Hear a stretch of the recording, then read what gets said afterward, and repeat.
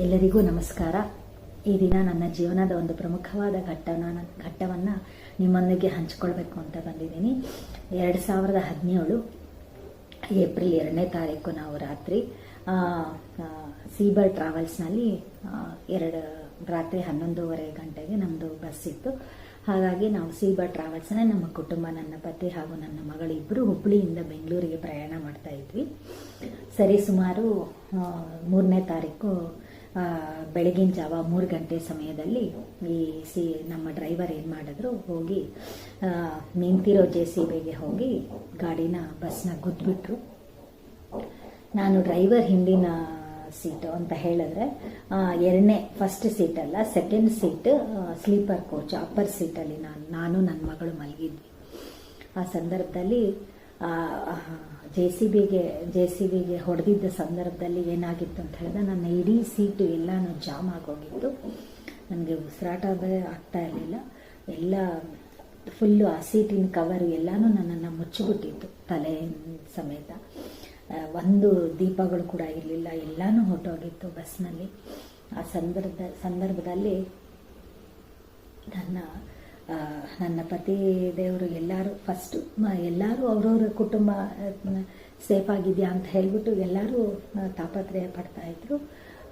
ಆ ಸಂದರ್ಭದಲ್ಲಿ ನಾನು ಇದರಿಂದ ಹೊರಗಡೆ ಬರಬೇಕಾದ್ರೆ ಆ ಉಸಿರಾಡೋಕ್ಕೆ ತೊಂದರೆ ಆಗಿತ್ತು. ಆ ಒಂದು 15-20 ನಿಮಿಷಗಳ ಕಾಲ ನಾನೇನು ಮಾಡಿದೆ, ಇಡೀ ನನ್ನ ಶರೀರದ ಬಲವನ್ನೆಲ್ಲ ಬಿಟ್ಟು, ನನ್ನ ಶಕ್ತಿಯನ್ನೆಲ್ಲ ಬಿಟ್ಟು ನಾನು ಹೊರಗಡೆ ಬಂದೆ. ನಾನು ಹೊಡ್ಕೊಂಡು ಆ ಕವರ್ನ ಹೊಡ್ಕೊಂಡು ಹೊರಗಡೆ ಬಂದೆ. ಆ ಸಂದರ್ಭದಲ್ಲಿ ನನ್ನ 2 ಕಾಲುಗಳು ಇದಕ್ಕೆ ಸಿಕ್ಕಿ, JCBಗೆ ಹೊಡೆತಕ್ಕೆ 2 ಕಾಲುಗಳು ಸೀಟ್ ಜೊತೆಗೆ ಅಲ್ಲಿ ಮರ್ಜ್ ಆಗೋಗಿತ್ತು, ಅಂದರೆ ಸಿಕ್ಕಾಕೊಂಡ್ಬಿಟ್ಟಿತ್ತು ನನ್ನ ಕಾಲು.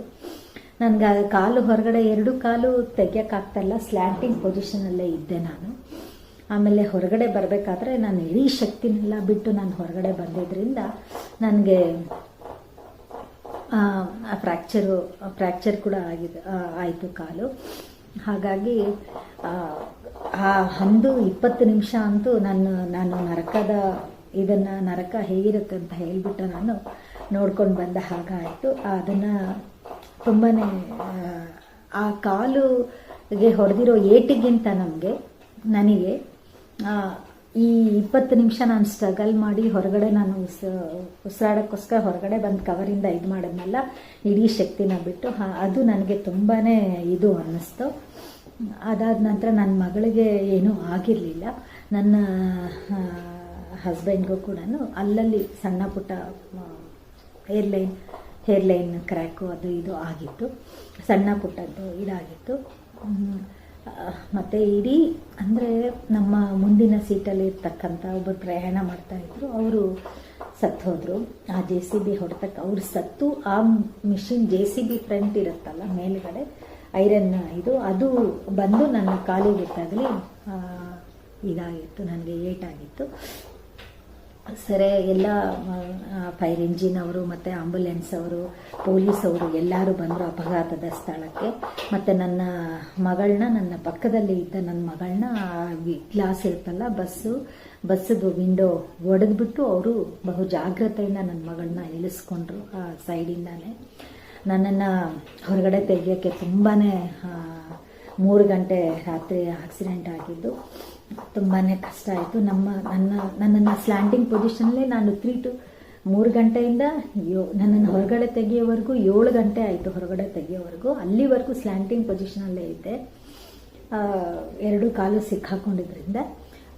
ಹಾಗಾಗಿ ನಮ್ಮ ಯಜಮಾನ್ರೆ ಕೈ ಸಪೋರ್ಟ್ ಕೊಟ್ಟರು, ಎಷ್ಟು ಹೊತ್ತು ಅವರು ಕೊಡಲಿಕ್ಕಾಗತ್ತೆ. ಆಮೇಲೆ ಇಡೀ ಬಸ್ಸಲ್ಲಿ ಇರ್ತಕ್ಕಂಥ ಎಲ್ಲ ಪ್ರಯಾಣಿಕರು ನನಗೆ ತಲೆಗೆ ಸ್ವಲ್ಪ ಹಿಡ್ಕೊಂಡ್ರು, ಸಪೋರ್ಟ್ ಮಾಡಿದ್ರು ಎಲ್ಲರೂ.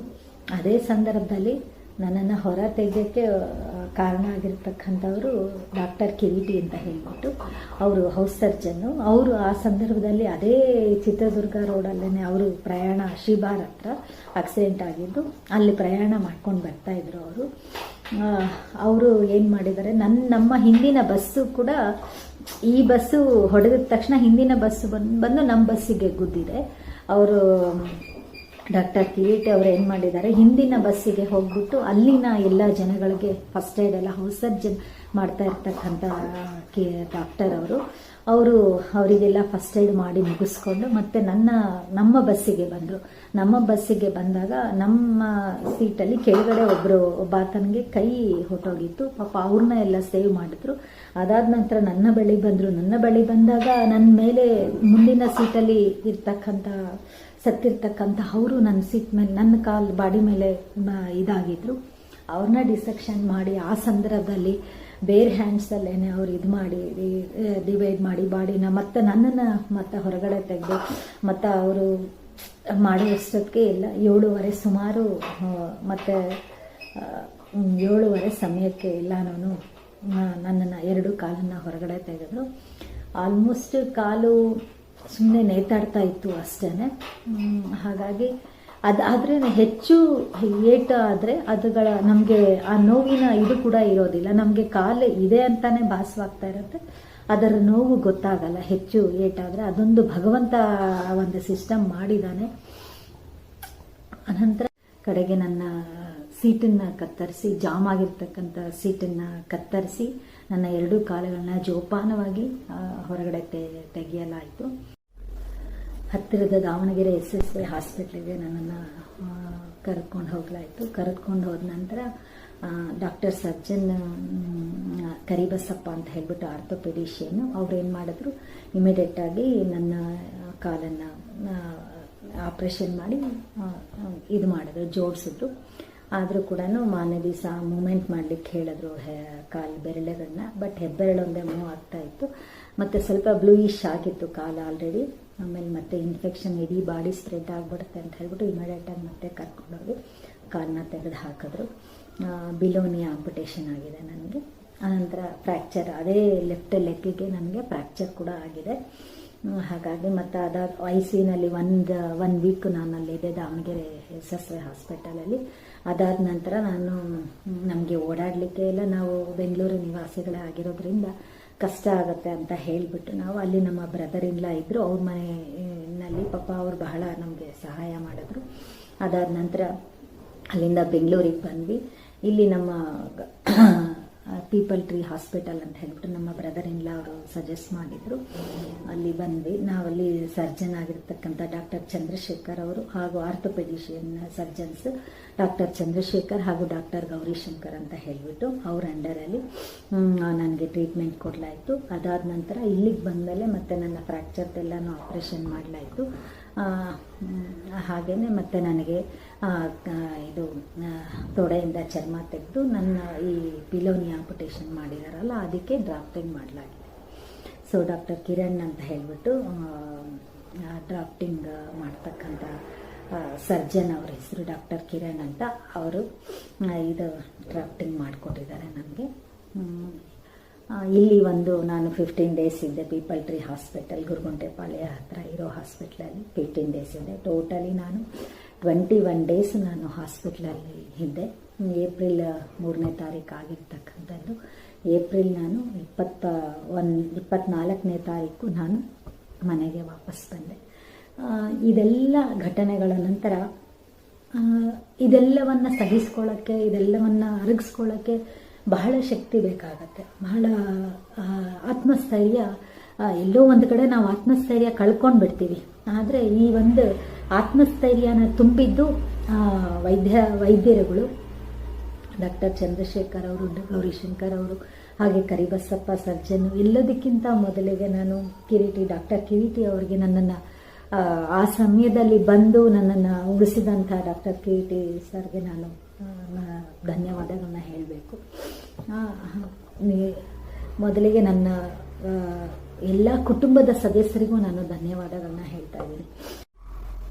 ಇದೆಲ್ಲವನ್ನು ಅರಗಿಸ್ಕೊಳ್ಳೋಕ್ಕೆ, ಅಂದರೆ ಇದನ್ನೆಲ್ಲವನ್ನು ನಾವು ಅಪ್ಪಿಕೊಳ್ಳೋದಕ್ಕೆ ನಮಗೆ ಸ್ವಲ್ಪ ಆತ್ಮಸ್ಥೈರ್ಯ ಬೇಕಾಗುತ್ತೆ. ಇಂತಹ ಸಿಚುವೇಶನ್ ಎಲ್ಲ, ಇಂತಹ ಸಂದರ್ಭಗಳನ್ನು ದಾಟಿ ಹೊರಗೆ ಬರಬೇಕಾದ್ರೆ ಬಹಳ ನಮ್ಮಲ್ಲಿ ಇರ್ತಕ್ಕಂಥ ಕಾನ್ಫಿಡೆನ್ಸೇ ನಮಗೆ ಸಪೋರ್ಟ್ ಮಾಡಬೇಕಾಗತ್ತೆ. ಅಂತಹ ಸಂದರ್ಭದಲ್ಲಿ ನಾನು ಸ್ವತಃ ಯೋಗ ಶಿಕ್ಷಕಿಯಾಗಿ ಕೆಲಸ ಮಾಡಿದ್ದೀನಿ. ನಾನು ಶ್ರೀ ಪತಂಜಲಿ ಯೋಗ ಶಿಕ್ಷಣ ಸಮಿತಿ ರಿಜಿಸ್ಟರ್ಡ್ ಕರ್ನಾಟಕ ಅಂತ ಹೇಳ್ಬಿಟ್ಟು ಇದರ ಪ್ರಾಂತ ಸಂಚಾಲಕರಾಗಿರ್ತಕ್ಕಂಥ ಆರ್ ರಾಮಸ್ವಾಮಿಯವರು ಇದನ್ನು ಸ್ಥಾಪನೆ ಮಾಡಿದ್ದು. ಅವರ ಮಾರ್ಗದರ್ಶನ, ಅವರಿಂದ ನಾವು ಕಲ್ತಿರ್ತಕ್ಕಂಥ ವಿದ್ಯೆ, ಈ ಯೋಗ ವಿದ್ಯೆ ನನ್ನಲ್ಲಿರ್ತಕ್ಕಂಥ ಆತ್ಮಸ್ಥೈರ್ಯನ ಹೆಚ್ಚಿಸಿ ಇಂಥ ಸಂದರ್ಭದಲ್ಲೂ ಕೂಡ ನನಗೆ ಮಾನಸಿಕ ಧೈರ್ಯವನ್ನು ನೀಡಿತು. ಅದರಲ್ಲಿ ಎರಡು ಮಾತಿಲ್ಲ. ಆ ಯೋಗವೇ ನನಗೆ ಈ ದಿನ ಇದನ್ನೆಲ್ಲವನ್ನು ದಾಟಿ ಹೀಗೆ ನಿಂತ್ಕೊಳ್ಳೋ ಥರ ಮಾಡಿದೆ ಅಂತ ಹೇಳೋದ್ರಲ್ಲಿ ಎರಡು ಮಾತೇ ಇಲ್ಲ. ಹಾಗೆಯೇ ನನ್ನ ಎಲ್ಲ ಕುಟುಂಬದ ಸದಸ್ಯರು, ನನ್ನ ಪತಿಯಿಂದ ಹಿಡಿದು ನನ್ನ ಗಂಡನ ಮನೆಯವರಿಂದ ಹಿಡಿದು ನನ್ನ ತವ್ರ ಮನೆಯವರಿಂದ ಹಿಡಿದು ನನ್ನ ತಾಯಿ, ಎಕ್ಸ್ಪೆಷಲಿ ನನ್ನ ತಾಯಿಗೆ ನಾನು ಹೆಚ್ಚು ಧನ್ಯವಾದಗಳನ್ನ ಹೇಳಬೇಕು. 6 ತಿಂಗಳು ನನ್ನನ್ನು ಅವರ ಸೇವೆ ಮಾಡಬೇಕಾಗಿರ್ತಕ್ಕಂಥ ಸಂದರ್ಭದಲ್ಲಿ ಅವರಿಂದ ನಾವು ಸೇವೆ ಮಾಡಿಸ್ಕೊಂಡಿದ್ದೀವಿ ತಾಯಿಯಿಂದ. ಅದಕ್ಕೆ ತಾಯಿ ಋಣ ನಾವು ಯಾವತ್ತೂ ತೀರ್ಸೋಕ್ಕೆ ಆಗೋದೇ ಇಲ್ಲ, ಸಾಧ್ಯನೇ ಇಲ್ಲ. ಹಾಗೆ ನನ್ನ ಸಹೋದರಿ, ನನ್ನ ಸಹೋದರ ಎಲ್ಲರೂ ಅಷ್ಟೇ, ಎಲ್ಲ ನನ್ನ ಕುಟುಂಬದ ಸದಸ್ಯರು ನನಗೆ ಬೆನ್ನೆಲುಬಾಗಿ ನಿಂತಿದ್ದಾರೆ. ನನ್ನ ಗಂಡನ ಮನೆಯವರು ಹಾಗೂ ನನ್ನ ತಾಯಿ ಮನೆಯವರು, ತವ್ರ ಮನೆ ಎಲ್ಲವೂ ನನಗೆ ಬೆನ್ನೆಲುಬಾಗಿ ನಿಂತು ನಾನು ಈ ದಿನ ಅದೆಲ್ಲವನ್ನು ದಾಟ್ಕೊಂಡು ಹೊರಗಡೆ ಬಂದು ನಾನಿವಾಗ ಒಂದು ಎಲ್ಲರಿಗೂ ಮಾದರಿಯಾಗಿ ನಿಂತಿದ್ದೀನಿ ಅಂತ ನಾನು ಹೆಮ್ಮೆಯಿಂದ ಹೇಳಿಕೊಳ್ತೀನಿ. ಆಪ್ರೇಷನ್ ಆಯಿತು. ಆಪ್ರೇಷನ್ ಆದ ನಂತರ ಫಿಸಿಯೋಥೆರಪಿ ಅವ್ರದ್ದಿರತ್ತೆ, ನಮ್ಮನ್ನು ನಡೆಸೋ ಅಂಥದ್ದು. ಮತ್ತು ಆಪ್ರೇಷನ್ ಆಗಿದ್ದ ದಿವಸನೇ ನನಗೆ ಒಂದು ಇನ್ಸ್ಪಿರೇಷನ್ನು ಏನಂದರೆ, ಇದು ನನ್ನ ಮನೋಧೈರ್ಯ ಉಳ್ಳಂತಹ ಸ್ತ್ರೀ ಆಗಿರೋದು, ಮಹಿಳೆ ಆಗಿರೋದ್ರಿಂದ ನನಗೆ ಆ ದಿನವೇ ನಾನು ನಡೆದಿದ್ದೀನಿ ನಾನು. ಹಾಗಾಗಿ ಓಟೋಬಾಕ್ಸ್ ಸೆಂಟರ್ ಅಂತ ಹೇಳ್ಬಿಟ್ಟು ಅಂತ ಇದೆ ಕೋರಮಂಗಲದಲ್ಲಿ. ಅದು ಈ ಆರ್ಟಿಫಿಷಿಯಲ್ ಲೆಗ್ ಇದು ಮಾಡತಕ್ಕಂಥ ಸಂಸ್ಥೆ ಅದು. ನನಗೆ ಗೌರಿಶಂಕರ್ ಅವರು, ಚಂದ್ರಶೇಖರ್ ಅವರು ಅಲ್ಲಿ ಹೋಗಲಿಕ್ಕೆ ನಮಗೆ ಸಲಹೆ ಕೊಟ್ಟರು. ಹಾಗಾಗಿ ಕೋರಮಂಗಲ್ ಓಟೋಬಾಕ್ಸ್ ಸೆಂಟರ್ ಅಂತ ಹೇಳಿಬಿಟ್ಟು ಅಲ್ಲಿನ ಇವರು ಅಷ್ಟೇ ಬಹಳ ಚೆನ್ನಾಗಿ ನಮ್ಮನ್ನು ಬರಮಾಡಿಕೊಂಡ್ರು, ಪ್ರೀತಿಯಿಂದ ಬರಮಾಡಿಕೊಂಡ್ರು. ಮತ್ತು ಹಾಗೇನೆ ಅವರು ಯಾವ ರೀತಿ ಆ ಲೆಗ್ನ ಯೂಸ್ ಮಾಡಬೇಕು, ಹೇಗೆ ಹಾಕಬೇಕು, ಅದರ ಯಾವ ರೀತಿ ನಡಿಬೇಕು, ಅದೆಲ್ಲ ತರಬೇತಿಯನ್ನು ಕೊಡ್ತಾರೆ. ನಾನಂತೂ ಬಹಳ ಸಂತೋಷವಾಗಿ ಅವ್ರು ಹೇಳಿದ್ದನ್ನು ಫಾಲೋ ಆಗಿ ಆದಷ್ಟು ಬೇಗ ನಾನು ಕಲಿತೆ, ಕಾಲು ಹಾಕ್ಕೊಂಡು ನಡೆದೆ. ವಿತಿನ್ 3 ಮಂತ್ಸಲ್ಲೇ ನಾನು ಕಾಲು ಹಾಕ್ಕೊಂಡು ನಡೆಯೋಕ್ಕೆ ಶುರು ಮಾಡಿದೆ. ನಾನು ಯಾರೇ ಆಗಲಿ ಅಪಘಾತ ಆಗಿದ್ದವರಿಗೆ, ಕಾಲು ಕಳ್ಕೊಂಡಿರೋರಿಗೆ ಮತ್ತು ಕೈ ಕಳ್ಕೊಂಡಿರೋರಿಗೆ ನಾನು ಈ ಸಲಹೆಯನ್ನೇ ಕೊಡ್ತೀನಿ. ಖಂಡಿತ ಓಟೋಬಾಕ್ಸ್ ಸೆಂಟರ್ಗೆ ಹೋಗಿ ನೀವು ಅದರ ಉಪಯೋಗವನ್ನು ಅಲ್ಲಿ ಕಾಲು ಹಾಕಿಸ್ಕೊಳ್ಳಿ. ನಿಮಗೆ ಎಲ್ಲ ರೀತಿ ಈ ಸಹಕಾರವನ್ನು ಅಲ್ಲಿನ ಇವರು ಫ್ಯಾಕಲ್ಟಿಯವರು ಕೊಡ್ತಾರೆ. ಅವರು ಮೊದಲಿನ ಹಾಗೆ ತರಬೇತಿ ಮಾಡ್ತಾರೆ ಅಲ್ಲಿ ಫಿಸಿಯೋಥೆರಪಿನಲ್ಲಿ. ಅದಕ್ಕೆ ಸಹಕಾರಿಯಾಗಿ ಚಂದ್ರಶೇಖರ್ ಸರ್, ಗೌರಿಶಂಕರ್ ಸರ್ ಅವರೆಲ್ಲರ ಒಂದು ಇದರಿಂದ ಮಾರಲ್ ಸಪೋರ್ಟಿಂದ ನಾನು ಎಲ್ಲವನ್ನು ದಾಟಿ ನಾನು ಹೊರಗಡೆ ಬಂದೆ. ಅದರಿಂದ ನಾವೊಂದು ಘಟನೆಗಳನ್ನ ಎಲ್ಲವನ್ನು ಮರೆತು ನಾನು ಎಲ್ಲ ನಿಮ್ಮ ಹಾಗೇನೆ ನಾನು ಇರಬೇಕು ಅಂತ ಭಾವಿಸಿ ಸಮಾಜದಲ್ಲಿ ನಾನು ಫಿಸಿಯೋಥೆರಪಿ ಎಲ್ಲ ಕಲಿತು ಚೆನ್ನಾಗಿ ನಡೆಯೋದು ಎಲ್ಲನೂ ಇದೆ. ಹಾಗೆಯೇ ಅಲ್ಲಿ ಕಾಲು ಹಾಕಿಸ್ಕೊಂಡಿದ ನಂತರ ನಾನು ಫಸ್ಟ್ ಮೊದಲ ಬಾರಿಗೆ ನಾನು 5 ಕಿಲೋಮೀಟರ್ ಮಾರ್ತನ್ ನಾನು ಕಂಪ್ಲೀಟ್ ಮಾಡಿದ್ದೀನಿ. ಸ್ಯಾಂಕಿಟ್ಯಾಂಕಿ, ಮಲ್ಲೇಶ್ವರಂ ಸ್ಯಾಂಕಿಟ್ಯಾಂಕಿಯಿಂದ ಪೀಪಲ್ ಟ್ರೀ ಹಾಸ್ಪಿಟಲ್ವರೆಗೂ 5 km ಅಂತ ಹೇಳ್ಬಿಟ್ಟು ಅದನ್ನು ನಾನೇ ಲಾಸ್ಟ್ ನಡೆದಿದ್ದು. ಆದರೂ ಎಲ್ಲೂ ಕೂಡ ನಾನು ಗಿವ್ ಅಪ್ ಮಾಡ್ದಿರಾ, ಕೂತ್ಕೊಳ್ದಿರಾ ನಾನು ಕಂಟಿನ್ಯೂಸ್ ಆಗಿ ನಡೆದಿದ್ದೀನಿ ನಾನು ಇದರಲ್ಲಿ. ಸೊ ನನಗೆ ತುಂಬ ಹೆಮ್ಮೆ ಅನ್ನಿಸ್ತು. ನಾನು ಎಲ್ಲ ವೈದ್ಯರುಗಳಿಗೂ ನಾನು ಧನ್ಯವಾದ ಹೇಳಲಿಕ್ಕೆ ಇಷ್ಟಪಡ್ತೀನಿ. ಹಾಗೇನೆ ಇದಾದ ನಂತರ ನಾನು ತಿರುಪತಿ ಬೆಟ್ಟನೂ ಕೂಡ ಹತ್ಕೊಂಡು ಬಂದೆ. ಅದು ನಾನು ಕಾಲು ಹಾಕಿಸ್ಕೊಂಡೆ. ತಿರುಪತಿ ಬೆಟ್ಟ ನಮ್ಮ ಮನೆ ದೇವರು ತಿರುಪತಿ ವೆಂಕಟರಮಣ ಸ್ವಾಮಿ, ಹಾಗಾಗಿ ನಾನು ಹತ್ತಬೇಕು ಅಂತ ಹೇಳ್ಬಿಟ್ಟು ಸಂಕಲ್ಪ ಮಾಡಿದ್ದೆ. ಅದರ ಪ್ರಕಾರ ನಾನು ತಿರುಪತಿ ಬೆಟ್ಟ ಕೂಡ ಹತ್ತಿದ್ದಾಯಿತು. ಇದಾದ ನಂತರ ನಾನು ತುಮಕೂರಲ್ಲಿ ಇರ್ತಕ್ಕಂಥ ಶಿವಗಂಗೆ ಬೆಟ್ಟ ಕೂಡ ನಾನು ಹತ್ಕೊಂಡು ಬಂದಿದ್ದೀನಿ. ಹಾಗಾಗಿ ಮತ್ತೆ ಇಲ್ಲಿ ಬೆಂಗಳೂರಲ್ಲಿ ಅಕ್ಕಾಯಮ್ಮ ಬೆಟ್ಟ ಅಂತ ಹೇಳ್ಬಿಟ್ಟಿದೆ, ಆ ಬೆಟ್ಟನೂ ಹತ್ತಿದ್ದೀನಿ. ಹಾಗೇನೆ ನಂದಿ ಹಿಲ್ಸ್ ಬೆಟ್ಟ ಕೂಡ ಹತ್ತಿದ್ದೀನಿ. ಈ ಒಂದು ಉತ್ಸಾಹದಿಂದ ನಾನು ತುಂಬ ಖುಷಿಯಿಂದ ಹತ್ತೋ ಕೆಲಸ. ನನಗೆ ಬಹಳ ಇಷ್ಟ ಇದು ಅಂತ ಹೇಳಿದ್ರೆ, ಟ್ರಕ್ಕಿಂಗ್ ಅಂತ ಹೇಳಿದ್ರೆ ನಾನು ಇದೆಲ್ಲ ಉತ್ಸಾಹದಿಂದ ಮಾಡ್ಕೊಂಡು ಬರ್ತಾ ಇದ್ದೀನಿ. ಅದು ನನಗೆ ಒಂದು ಈ ಖುಷಿನ ಕೊಡುತ್ತೆ. ನಾನು ಎಲ್ಲ ನಿಮ್ಗಳ ಹಾಗೇನೆ ಅಂತ ಹೇಳ್ಬಿಟ್ಟು ನಾನು ಒಂದು ಚಾಲೆಂಜಿಗಾಗಿ ತಗೊಂಡು ನಾನು ಅದನ್ನೆಲ್ಲ ಮಾಡ್ತೀನಿ. ಬಟ್ ನನಗಿಷ್ಟ, ತುಂಬ ಖುಷಿ ಕೊಡೋ ಕೆಲಸ ಅದು ನನಗೆ. ಹಾಗೆಯೇ ನಾನು ನೃತ್ಯಗಾತಿ ಕೂಡ. ಹಾಗಾಗಿ ನನಗೆ ಬಹಳ ಇದನ್ನೆಲ್ಲ ನಾನು ಚಾಲೆಂಜ್ ಆಗಿ ತೆಗೆದುಕೊಳ್ಬೇಕು ಅನ್ನೋ ಮನೋಭಾವ ನನ್ನಲ್ಲಿ ಇದೆ, ಮುಂಚೆಯಿಂದ ಇದೆ, ಅದು ಇನ್ನೂ ಬೆಳೆದಿದೆ. ಈ ವಿಡಿಯೋನಲ್ಲಿ ಪೂರ್ತಿ ನನ್ನ ಒಂದು ಜರ್ನಿನೇ ಇದೆ. ಈ ಒಂದು ನನ್ನ ಬಹುಮುಖ ಘಟನೆಗಳು ಈ ವಿಡಿಯೋನಲ್ಲಿ ಇದೆ. ಖಂಡಿತ ಎಲ್ಲೂ ವಿಡಿಯೋನ ಸ್ಕಿಪ್ ಮಾಡ್ತೀರಾ, ನೀವು ಖಂಡಿತ ನೋಡಿ ಈ ವಿಡಿಯೋನ. ಮತ್ತು ಈ ವಿಡಿಯೋ ನಿಮಗೆಲ್ಲ ಮಾದರಿಯಾಗುತ್ತೆ ಅಂತ ಹೇಳ್ಬಿಟ್ಟು ಭಾವಿಸ್ತಾ ಇದ್ದೀನಿ. ಎಲ್ಲರಿಗೂ ನಮಸ್ಕಾರ.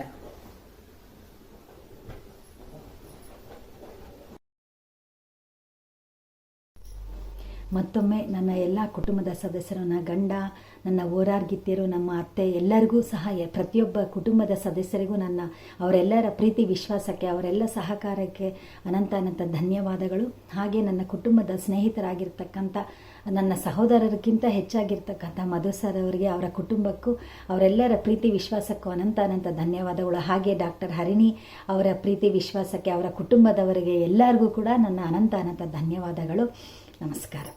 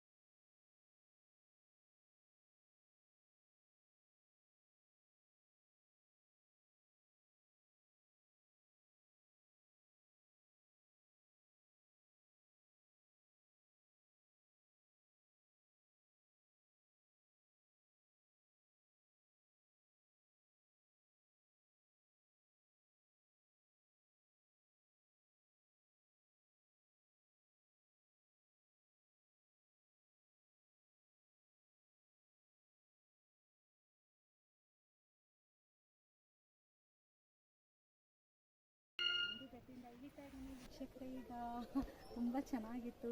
ನಂದಿ ಬೆಟ್ಟದ ಹತ್ತಿದ್ದು ತುಂಬ ಖುಷಿ ಕೊಡ್ತು ನನಗೆ. I am so happy to share with you. Thank you.